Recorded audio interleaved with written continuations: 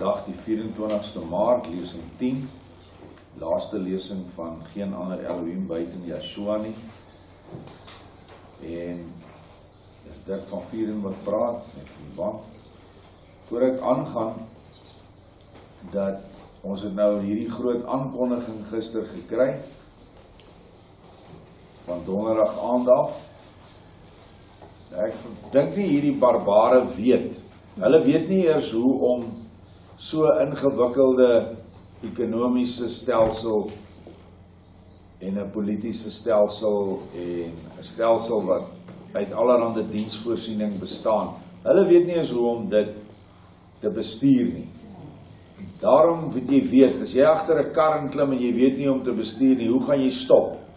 Jy ry in iets vas. En dis presies wat hier gaan gebeur. Want hulle besef nie hoe hulle hierdie ding nou gaan stop nie. En ons moet regkom en ons moet voorberei.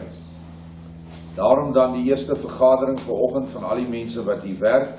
Almal kom hier agter by mekaar en dan vanaand 'n hele plaasvergadering. Laat jy as my nie 5:15. Al die as my mense. Ek weet nie of julle weet wat dit behels nie. Niks geld gaan vloei nie.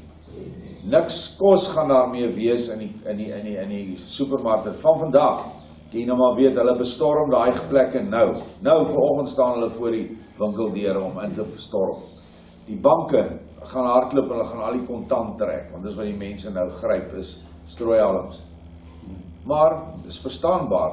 Jy wil nie heeldag in jou huis sit en niks hê nie, so almal gaan kyk. Maar die vraag is nou, wat van al die duisende mense wat niks het? Wat in ouete huise lê, in krotte lê daar in die armdele van Pretoria. Wie gaan hulle oor hulle ontferm? Kan julle weer eens sien die toets wat Vader vir ons almal gee? Almal hardloop vir sy eie rolletjie toiletpapier, asof dit nou jou gaan red in hierdie tyd. So, ek wil net 'n beroep doen, dis nou die laaste lesing van JaHshua. Daar's geen ander fokus wat ons moet hê. Niks. En ons moet laat niks toelaat om ons fokus van hom af weg te neem.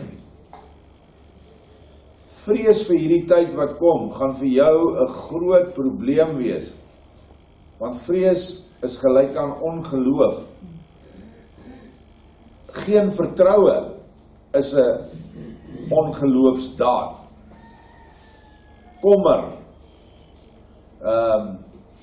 As jy gaan sit op Engelse woorde, as jy sit en mope oor dit, gaan jy net al hoe dieper in jou eie ellende insak. So ons moet opstaan en ons moet sê dankie, want u oordeel die aarde. Ek bedoel, watter vrou wat geboorte gaan gee, is nou, ek wil dit nie meer hê nie, want ek sien nou my lus vir die pyn nie. Daar is seker sulke vrouens wat geaborteer hulle dis mos deesdae die mode. Maar die beste vrouens, die meeste vrouens, hulle kan nie wag vir die kind om gebore te word nie. Daai pyn is iets wat hulle net sê, man, daai vreugde wat ek gaan hê na die pyn, dis waaroor alles gaan. En dis hoe ons hierdie hele ding moet sien. Hierdie oordeele wat nou oor die land kom. En nogal 'n mooi vers wat in Jesaja, dink dit 26 vers 20 staan, wat ons maar aan ons oor kan haak vanmôre. Kom my volk, gaan in jou binnekamers in, en sluit jou deure agter jou toe. Verberg jou net vir 'n oomblik, totdat die veroordeling verbygaan. Dit is wat ons moet doen. Gaan in jou binnekamer. Natuurlik is dit nou jou huis. Hulle het dit nou vir ons gesê, so nou kan ons dit doen. Hulle het eintlik net Vader se opdrag vervul. Maar die binnekamer waarin jy moet wees is jou hart. Almal en elkeen van ons gaan self in sy hart die krag moet kry. En ons moet dit kry. Ek praat van die mense wat hier op die plaas is vir 'n ander doel as om net hulle buike te dien. Meeste mense, en ek sien dit op Sabbat op hierdie plaas, dien net sy buik. Weet julle wat is 'n buik? Sy pens. Hy aanbid sy pens. En solank die pens vol is, hy tevrede. Maak nie saak wat hom aangaan. Nou ja, dis waaroor ons moet praat. Hoe gaan ons jou pens volhou vir die volgende maand? En ek weet nie of hulle hierdie ding ooit sal stop nie. Want ek weet nie wat gaan gebeur na 21 dae nie. China is al 3 maande in hierdie ding en is nog steeds, ek glo niks wat hulle sê dat alles gestop het nie. Hulle het net gestop om die lyke te wys en hulle het al die pers uitgejaag. Nou weet niemand wat daar aangaan nie. Jy kry nie eens meer 'n Chinese e-mail of 'n WhatsApp of iets nie. Niks. En hulle het in elk geval nie Facebook nie, 'n vriend van my daar gebly. Ekskuus, hulle het nie eens Google nie. So wanneer hulle goed uitkom is dit maar met 'n groot gesmokkel. So ons weet nie wat daar aangaan. Al wat ons net weet is dat hierdie ding 'n baie erger toestand is. Maar nie vir ons nie vir Vader se kinders nie. Jy moet eers 2 keer dink aan 'n coronavirus. Moet nou nie gaan nonsens soek nie.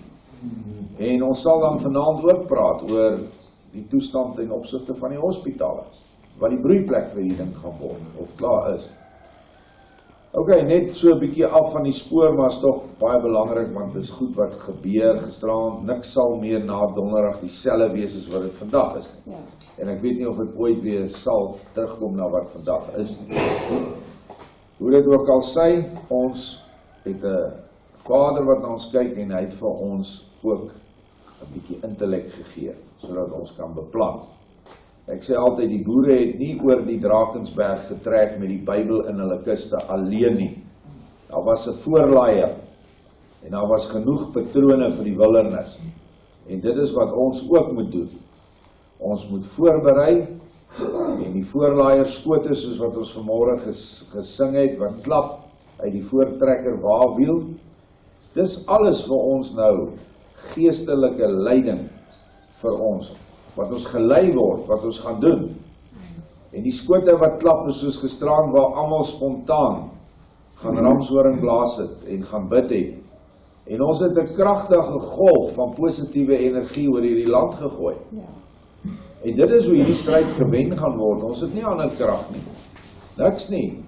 Ons kan net bid vir hulle en vir Vader vra vir sy genade en beskerming. Nou ja, na daai sedeles, kom ons gaan aan. Vader Jahwe sê dat hy sal oordeel tussen skape en bokke. Maar in die Nuwe Testament sê JaHshua die volgende oor oordeel. En as iemand na my woorde luister en nie glo nie, ek oordeel hom nie, want ek het nie gekom om die wêreld te oordeel nie, maar om die wêreld te red. Johannes 12:48. Wie my verwerp en my woorde nie aanneem nie, het een wat hom oordeel. Die woord wat ek gespreek het, dit sal hom oordeel in die laaste dag. Ons weet nou almal, vandag is ons laaste dag. En môre as jy nog lewe, is dit jou laaste dag. So dit oordeel jou vandag, kan maar net sowel dit daar gesit het. Maar hy het nie, want die woord is in gelykenisse gegee. En mense moet so 'n bietjie moeite doen, dan sal jy verstaan wat is die laaste dag. Die verkeerde begrip van die laaste dag is iewers eendag wanneer die groot man met 'n wit baard op 'n troon sit, wanneer alles hier verby is en dan oordeel hy jou. Dit is nie waar nie. Die woord wat JaHshua gespreek het, oordeel jou. Nou ja, as jy vandag sy woord hoor en jy doen dit nie, dan is jy geoordeel. As jy die woord hoor en jy doen wat hy sê, dan is jy ook geoordeel. Positief natuurlik. Want vers 49, ek het nie uit myself gespreek nie, maar die Vader wat my gestuur het, hy het my 'n gebod gegee wat ek moet sê en wat ek moet spreek. En ek hoop nou elkeen wat al nou by lesing 10 is, weet nou waar is die Vader waarvan hy praat. Dis in hom. Die Vader Gees, dis waarna hy verwys. Die Vader is in hom. So as hy in hom is, waar kry hy die gebod? Kry hy die gebod in sy mond, maar dit kom van Vader af. Ek weet dat sy gebod die ewige lewe is. Wat ek dan spreek, net soos die Vader vir my gesê het, so spreek ek. Net soos die Vader gesê het. Alles wat ons gelees het oor die Vader en oor die Seun, niks sê hy wat die Vader nie vir hom sê nie. En daarom kan jy nie van sy woorde net een kant toe sit en sê, maar hierdie pas nou nie in by my model nie, ek het 'n twee God wat ek aanbid en dit pas nou nie. Gaan nie so werk nie. Jy moet alles wat JaHshua gesê het, moet jy opneem. En ons kan dus hieruit slegs aflei dat die Vader die oneindige en ewige woord is, dat JaHshua die vleesgeworde woord is, en dat hulle een is. So, Vader gee die gedagte, die groot oergedagte, en oombliklik neem die Seun dit op en spreek dit of doen dit. Soos wat die son oor die horison kom, en oombliklik is die lig by ons met warmte. Nog nie so warm nie tot wanneer hy bo op die hoogste punt sê maar 12 uur staan, dan is hy op sy warmste. En dan gaan hy weer onder. En so is JaHshua dan ook in jou, die sonsopkoms. Gaan lees maar Maleagi 4. Jy moet net toelaat dat die son kan opkom. Nou wat gebeur wanneer die son opkom? As jy sulke vlieswolkies sien, gewoonlik in die oggend, die wat vroeg op is, sien jy, daar's baie vlieswolkies, en dan soos wat die son uitkom, gaan die vlieswolkies weg. Hoekom? Want die son se hitte en die lig verdryf dit. Wat stel dit voor? Dit stel die profetiese woord van die ou tyd voor JaHshua gekom het. En JaHshua, wanneer hy in jou opstaan, dan het jy eintlik niks meer nodig nie, want dan het jy direkte kommunikasie met hom. Deur gebed, deur meditasie, deur sy woord te lees, deur besig te wees in sy wingerd. Dan het die son van geregtigheid vir jou opgekom. Maar is nog steeds die Vader en die Seun in een. Nou ja, die laaste bewys, nommer 6. Wie is die bruidegom? Jahwe of JaHshua? Die Vader of die Seun? Die verwagting van die hele Christendom en Israel is dat daar uiteindelik 'n huwelik sal plaasvind tussen of die kerk en Jesus, of tussen die volk en JaHshua. Maar hoe nou? In die Ou Testament staan die volgende. Jesaja 54:5. Want jou maker is jou besitter, maar die woord is ook man. Beide is dit, omdat die man die besitter is van die vrou. Want in die wet word die vrou geklassifiseer onder sy besittings, wat jy mag dit nie begeer nie. Maar natuurlik is hy baie hoër as 'n besitting, maar hy is die besitter of die man. Jahwe van die skepingsleermag is sy naam, en die aparte een van Israel is jou losser. Hy sal die Elohim, of God van die hele aarde genoem word. Ek is baie bly in Jahwe, Jesaja 61:10. My siel juig in my Elohim, want hy het my beklee met klere van lossing, my in die mantel van geregtigheid gewikkel, soos 'n bruidegom wat priesterlik die hoof versiersel ombind, en soos 'n bruid wat haar versier met haar juwele. Nou ja, hier kan jy tog mos nou dadelik duidelik lees dat Jahwe die bruidegom is, en in die vorige vers. Maar kyk wat staan in die Nuwe Testament. Staan die volgende oor JaHshua wat dan die bruidegom is, die Seun. Eerste 2 verse nou, in Jesaja is die Vader is die bruidegom. Dan sien hy, ons kyk in Lukas 5:34, en hy sê vir hulle, is JaHshua wat praat, kan julle die seuns wat die bruidskamer voorberei, dan laat vas, solank as die bruidegom by hulle is? Nou wie is die seuns wat die bruidkamer voorberei? Is die 12 fondamente. Dit is die 12 fondamente van die nuwe Jerusalem waarop ons huis moet bou. En hulle berei die bruidskamer voor, en hulle het nie opgehou toe hulle dood is nie. Want hulle is almal bykans 2000 jaar gelede dood. Hulle leef nog, en hulle is nog almal betrokke met ons hier, en reg oor die wêreld, sy kinders. Nou, die bruidegom is JaHshua wat nou vir 'n oomblik vir 2000 jaar weggevat is in die sin van dat hy nie fisies sigbaar is soos wat hy was vir hulle nie. Maar hy is nog steeds die bruidegom. En ons weet dat ons nou voorberei word as die bruid. Deur wie? Deur die Moeder Gees. Berei ons nou voor. Trek vir ons die klere van geregtigheid aan. Of andersins gestel, die wit linne wat die regverdige dade van die apartes is. So jy moet jou apart stel. En is dit nie eintlik wonderlik hoe hierdie klomp nou deur hulle wetgewing dit presies doen nie? So, want ek weet nie, wat gaan ons doen, die werk gaan dan nou nie eintlik meer wees nie, want ons is nie in die bedrywe, ja, as 'n paar sekuriteitsouens, en 'n paar mense wat in 'n koswinkel werk, as hy gaan oop wees, maar dit gee ons tyd, om meer met hom te spandeer, en ek wil juist nou al voorspraak maak, dat ons meer by mekaar kom dan en sing, Amen. want daar's nou niks meer dringend nie, Ja. dat alles nou aan hom oorgelaat word, en ons moet nou deur hierdie ding kom, verberg ons vir 'n oomblik, help het ons sit net rond, ons gaan by mekaar kom, en ons gaan mekaar ondersteun, en ons gaan baie van die werkies gou doen, want ek weet nie wat se fondse ons gaan hê nie. Nou ja, Matteus 25:6, middernag was daar 'n geroep, daar kom die bruidegom, gaan uit hom tegemoet, want seker kom aankom. Met wie praat hy? Hy praat met die maagde, die 10, wat daar buite staan, waarvan ons hopelik deel is. Jy moet self weet of jy 'n bruid is met 'n lampie met olie, of is jou lampie leeg. En olie is die krag van die liefde. Olie is krag, want 'n olie laat brand. Dit is lampies, geestelike lampies wat jou siel voorstel, wat olie moet hê sodat hy kan lig gee. Wanneer jy bekommer, wanneer jy moedeloos is, wanneer jy al hierdie goed vir jou te veel word, dan skaar jy jou eintlik by die 5 dwaase maagde. Al is dit hoe moeilik. Olie is die krag wat kom deur die woord te lees en die woord te doen. Hoofsaaklik die laasgenoemde.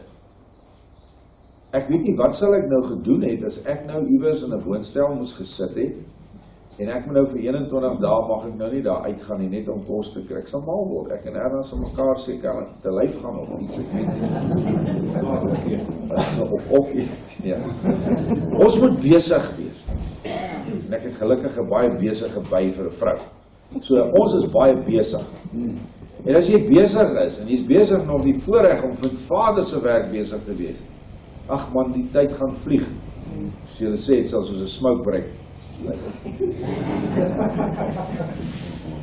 Nou ja, raak besig om jou. Daar is so baie dinge wat ons kan doen. Daar is so baie mense wat vanoggend nie hier is nie, wat nie weet wat dit is om geen bekommernis te hê nie, maar al die bekommernisse vir JaHshua te gee nie. Hulle weet dit nie, hulle verstaan dit nie. En dit is maar 'n produk van ongeloof. So daar sien ons dan, waak dan, sê hy, omdat julle nie die dag en die uur nie weet waarop die seun van die Adam kom nie. So wie is die seun van Adam? Is die bruidegom. Wie is die bruidegom en die seun van Adam? Dis ongetwyfeld JaHshua in Aramees. En ek, Openbaring 21:2, en ek Johanan of Johannes, het die stad van apartheid, die nuwe Jerusalem, sien neerdaal van Elohim uit die hemele, toeberei soos 'n bruid wat vir haar man versier is. Haar man is niemand anders as JaHshua nie, want die nuwe Jerusalem is die moeder van ons, sê Paulus in Galasiërs 3. Hy sê dit is die gees van die vrye, en hy vergelyk haar met Sarah. Sarah, een van die mees aansienlikste, pragtigste vrouens wat nog ooit geleef het. Openbaring 21:9, en een van die 7 engele wat die 7 skale gehad het, vol van die 7 laaste pla, het na my gekom en met my gespreek en gesê, kom hierheen, ek sal jou die bruid toon, die vrou van die lam. So wie is die bruid?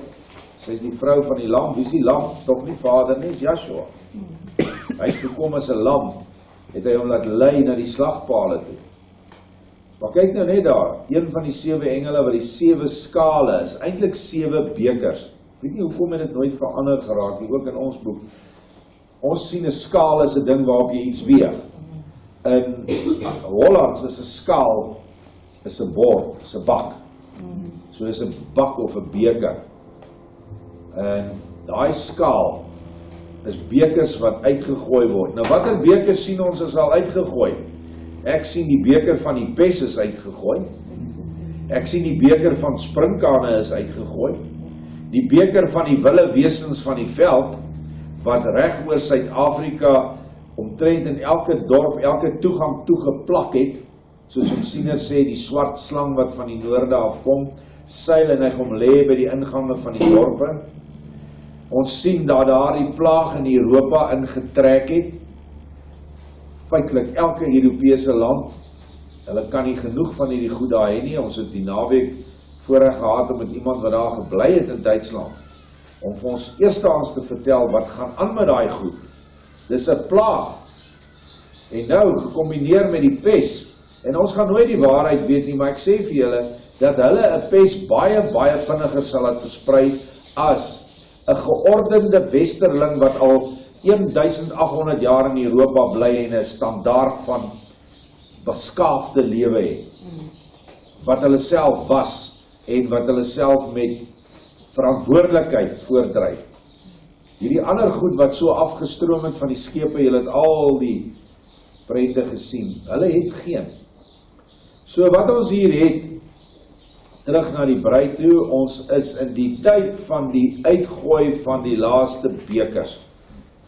Die seels is oopgebreek, die bassyne of die ramshorings het geblaas, en nou kom die oordele. En nou moet ons maar net 'n bietjie vassit. Dis maar al, nie so ernstig nie, sodat ons hierdie dinge dan kan deurwerk. So weer eens, ons ou simpel formuletjie vir die laaste keer.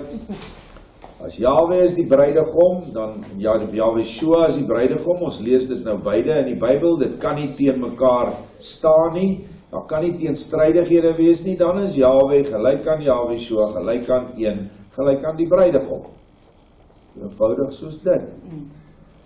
Nou ja, hierdie ding oor die bruidegom is baie dieper.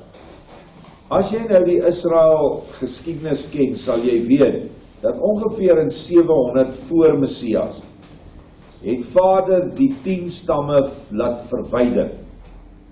Hy het hulle nie self verwyder nie, hy het die Assirië se koning toegelaat om hulle weg te vat. En hulle het nooit weer teruggekom nie. So hulle het net 'n skeybrief gekry en hy het hulle vergeet, as 'n mens dit so kan sê, wat huwelik aanbetref. Maar hy was by hulle, en van Assirië af het hulle Europa toegetrek, baie het in Rusland beland, maar hulle het die hele Europa bevolk, en daar soveel bewyse, die woord Danmark, is eintlik wat hy was, nie Denmark, die Danmark kom van die stam Dan, en Iberië kom van die woord Hebreër af, en British is vir verbond, in Hebreëus man, Ish is mens, verbondsmens, en so het jy Scottish en Irish, is alles iets met mense in Hebreëus, en so gaan jy derduisende bewyse kry waar hulle heen is. Hulle heraldiek sê dit nog vir jou elke dag, dis hoekom daai kaart opgestel is. Maar hulle het nie weer teruggekom. En toe in 400 voor Messias, omtrent 300 jaar later, toe is Juda en Benjamin net so stout soos die ander, afgoderry, wil Vader nie meer dien nie, tempel word ontheilig, en toe laat hy toe dat Nebukadneser hulle wegvoer, en toe gaan hulle Babylon toe, Babel toe, vir 70 jaar. Wat doen Vader nou? Hy herstel weer sy huwelik met hulle, en hy trek hulle terug, en hy weer met hulle 'n band, die tempel word weer gebou, die ou Levitiese orde word weer opgerig, en na hierdie twee toe, stuur hy die seun, wat ons nou almal weet, homself uit homself, om wat te doen? Om weer in die huwelik te tree, met Juda en Benjamin, met wie hy 'n skeybrief gegee het en nader getrek het, maar in 'n beter toestand, soos wat die boek Hebreërs sê. Beter as die goed van die hoëpriesters en die Levitiese afbeeldings. Nou kom hy self. Wie kom self? Die een wie al die eer gekry het in die tabernakel, naamlik die Vader. Hoe kom die Vader nou? Die Vader kom in die Seun. Nou sien julle, as Vader en Seun nie een is nie, beteken dit, Boetman moes papa sy huwelik kom regmaak wat hy nou opgeneek het, as ek dit so kan sê in waar terme. Maak mos nie sin nie. Hoe kan die seun sy pa se foutievelike huwelik kom herstel?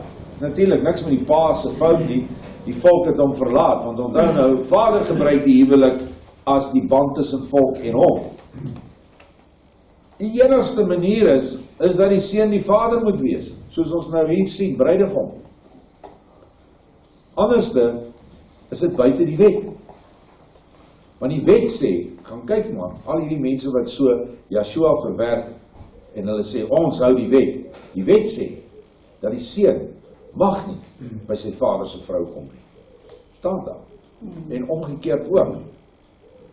So wat is die enigste gevolgtrekking wat ons kan hieruit aflei is, dat die seun die vader is. Klaar. Bruidegom en uiteindelik ons man en ons is sy besitting. Ons is sy regterhand. O ja, hier is nog 'n bewys. Wie is die eerste en die laaste, die alfa en die omega? Baie belangrik, want daar kan net een eerste en laaste wees, want eerste en laaste impliseer 'n oneindigheid. Wie het geskep, Jesaja 41:4, wie het geskep en tot stand gebring? Hy wat die geslagte uitgeroep het vanaf die begin. Ek, Jahwe, die eerste en die laaste. Ek is hy. Waar wil jy dit duideliker hê? Alfa en Omega sou dit in Grieks gewees het, Alef en Taf in Hebreëus. Die begin en die einde. A en die Z in ons alfabet. Hier is dit duidelik dat Jahwe die eerste en die laaste is. Dis die oneindigheid self. Maar kyk nou net wat sê die seun van homself. Openbaring 1:13. En tussen die 7 kandelaars, een soos die seun van die Adam, met 'n kleed aan wat tot op die voete hang en gegord om die bors met goue gordel. En toe ek hom sien, val ek soos 'n dooie aan sy voete. En hy, hierdie seun van Adam, het sy regterhand op my gelê en vir my gesê, moenie vrees nie. Ek is die eerste en die laaste en die lewende. En ek was dood en kyk, ek leef tot in alle ewigheid. Amen. Ek het die sleutels van die doderyk en van die dood. Dis wat hy gekry het na sy oorwinning oor die dood. Die almagtige Vader wat hom as 'n pap mens babatjie laat gebore word op hierdie besoedelde aarde, het nou deur daardie ongelooflike daad vir sy volk, het hy nou die sleutels van die doderyk en die dood by Satan afgevat. Dink weer aan ons prentjie, julle weet mos nou bo staan die 3, liefde, lig en lewe. Wie het nou sy lewe kom aflê is die liefde. Hoe het hy gekom? Hy het gekom as die woord en as die lig. En so het hy dan nou, toe hy die oorwinning van die ewige lewe bereik het, want hy het nou ewige lewe vir ons wat ewige dood in die gesig gestaar het hy dit nou vir ons gebring. So alles is nou in hom verenig, die liefde, die lig en die ewige lewe. So ook is al die seuns onder hom, die 7 aartsengele, is nou ook onder hom. En dit is niemand anderste as die Vader self nou in vlees geopenbaar nie. Jy kan dit nie anders te sien nie. Want, ons lees, as Jahwe dis 'n oneindigheid is, ek het dit nou al hoeveel keer gesê, hoe kan 'n ander oneindigheid naas hom bestaan? Wiskundig gesproke kan daar slegs een oneindigheid bestaan en nie meer as een nie. Die enigste bestaansmoontlikheid is dat die seun in die Vader is en die Vader in die seun. En dat daar slegs een begin en einde, dis een alfa en omega is. Klaar, kan nie anders te wees nie. En die seun sê dit, so dit gister gelees, ek is in die Vader en die Vader is in my. As jy my gesien het, Philippus, dan het jy die Vader gesien. Maar ons is te slim. Die volk is te slim om soos 'n kind hierdie woorde te aanvaar. As jy vir jou kind sê, ek is jou pa, kom ons sê, jy het hom nou lang ter gesien. Glo jy my dat ek jou pa is, dan is dit mos nou logies. Hy kyk jou, hy sien sy die trekke, hy weet nou ook dat daar iets gebeur het, dat hy sy pa vir 'n lang tyd nie gesien het nie. Dan glo hy dit. Nou vir wat kan die boere Israeliete dit nie glo nie. Ek weet nie hoekom nie. So die aanname is weer eens, Jahwe is die begin en einde, JaHshua is die begin en einde, dis is hulle een. En ek som dan net op en hiermee sluit ons af. Hier is nou 7 bewyse gegee, met baie meer as 7 verse, seker maklik 7 maal 5, 35, 40 verse wat ons gebruik het. Wat onteenseglik bewys word, dat Jahwe is gelyk aan JaHshua en dat Elohim een is. Ek lys hulle vir u. Die Seun word ook as Vader beskryf. Ons Verlosser, bewys 2, word beide as Jahwe en JaHshua beskryf, Vader en Seun.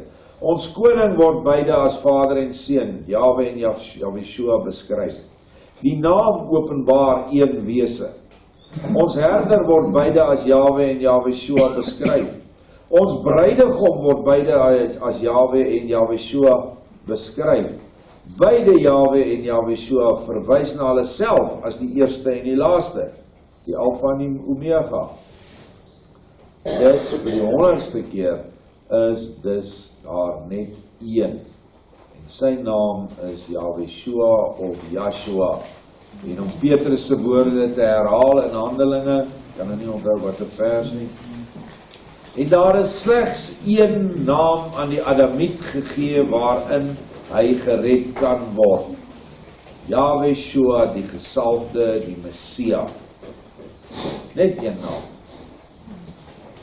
En as jy dit ontken, as jy ontken dat Jahwe in die vlees gekom het, ek weet in die Bybel staan, in een van die briewe van Petrus, dink ek, as jy nie glo dat JaHshua in die vlees gekom het nie, dan sal jy nie gered word nie. Nou sê ek vir julle, nog verder, as jy nie glo dat Jahwe in die vlees gekom het nie, gaan jy baie, baie moeilik daarbo. Jy gaan baie swaar kry daar. Daar gaan 'n geween en 'n geknars van tande wees. Jy gaan sekerlik nie in die hel beland daaroor nie, maar jy gaan kragteloos in hierdie tyd wat nou voor ons lê, gaan jy kragteloos moet deurgaan. Want jy fokus nie op die een alleen wat ons kan verlos nie. Dit beteken dus, jy's 'n bruidegom, jy's 'n bruid, wat nie al jou oë op die bruidegom het nie. Jy's nog hier met nog 'n God, die Gees, en nog 'n God, die Vader besig. Kan julle verstaan, dat die huwelik nie 'n goeie, sterk band kan hê as jy so dink nie. Want die volheid kom vanuit die woord wat sê, dit is hulle wat op die berg Sion is, wat maagdelik gewas is. Wat beteken dit? Gewas van al die ou vuil drek van valse leerstellings. Dis buiten nou dat jy jou liggaam moet skoonmaak. Jy gaan definitief nie 'n bruid wees met 'n sigaret of 'n zol in die een hand en 'n Dani dop in die ander hand nie. Of wat ook al se drank wat jy suip. Praat nou nie van 'n glas wyn saam met Vader om 'n tafel en 'n nagmaal broodjie nie. Dit is toelaatbaar. Maar as ons nie maagdelik rein gaan word nie, dan gaan ons nie op die berg kom. En as ons op die berg is, dan eers volg ons die lam oral waar hy heen gaan. Elke oomblik van die dag. Jy mag nie toelaat dat moedeloosheid van jou besit neem nie. Jy mag jou fokus nie afhou van hom wat jy altyd dankbaar is vir wat jy het nie. Al het jy een been soos my ou broer hier, het hy die dankbaarheid dat sy ander sintuie verskerp word. Ons het dit gesien met iemand hier wat blinder en blinder geword het, maar al die ander sintuie het sterker geword. So moenie kommer nie. Daar's 'n rede hoekom jy sekere goed nie nou moet hê nie. Dit is vir jou toets. En jou toets en my toets en elke ander se toets is anders. Net soos wat ons elkeen 'n ander beloning gaan kry, 'n ander swaard. Onthou julle gister Daniel se boodskap, elkeen het 'n spesifieke swaard met 'n spesifieke tipe van tegniek wat jy gaan gebruik in die tyd wat kom. Dis nou praat ek met hulle wat graag bruid wil wees. Niemand wil 'n bruid hê wat heeltyd mou nie. So asseblief die tyd wat tegemoet kom ons kry 'n greep op onsself, en sê get grip, so kinders van my sê, Kry 'n greep op onsself, sodat ons hulle kan wees na wie die ander opsien. Hoor jy, ek sê vir jou gister op Facebook en die WhatsApp, die mense is paniekerig. Hulle verloor kop. Hoeveel mense gaan hulle self nou doodmaak in hierdie tyd wat voor lê? Nog lank voor die ander goed hulle gaan gryp. Dit is so, dit gebeur. Dink aan Italië, né? Almal wat oor 60 is, word teruggestuur. Kan nie vir jou help nie. Sorry meneer, jy moet maar gaan doodgaan, jy het jou lewe gehad. Wie het gedink, 'n maand terug, sal dit so wees nie. So, dinge kom, jy moet jou nou geestelik en verstandelik en liggaamlik voorberei. Want ons gaan swaar dinge tegemoet en ons sal moet deel. En wie sal eerste moet kry op hierdie plaas? Kinders. Wie sal tweede kry? Ou mense. Wie sal derde kry? Vrouens. Wanneer sal die mans kry? As daar iets oor is, as al die ander gekry.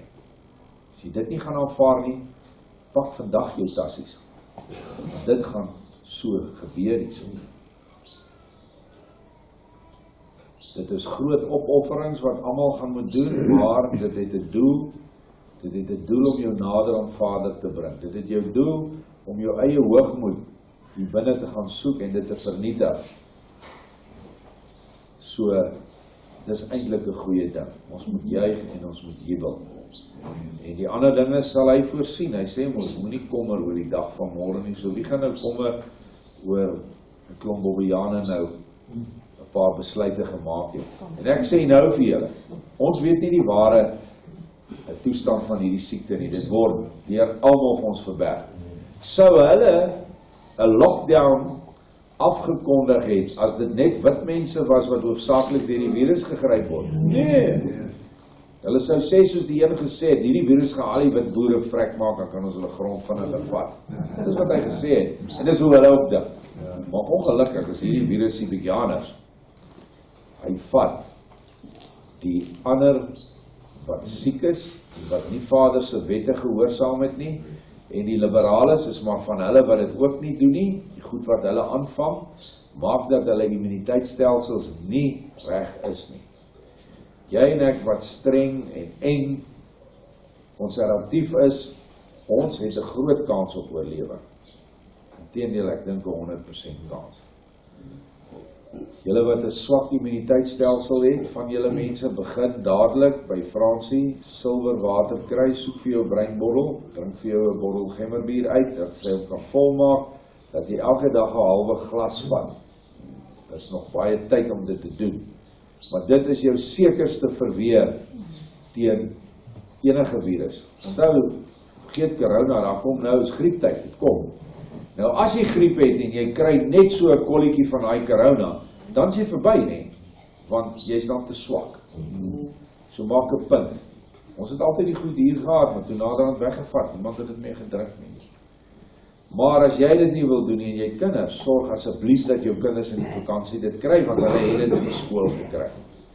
Miskien moet ons vir Angelique vra om in die middag dalk 'n paar bottels hier, dat ek dit net reël. Dan kan die ander kinders, jy pas ons die kinders op, dan kan hulle hier na toe kom. Dankie julle.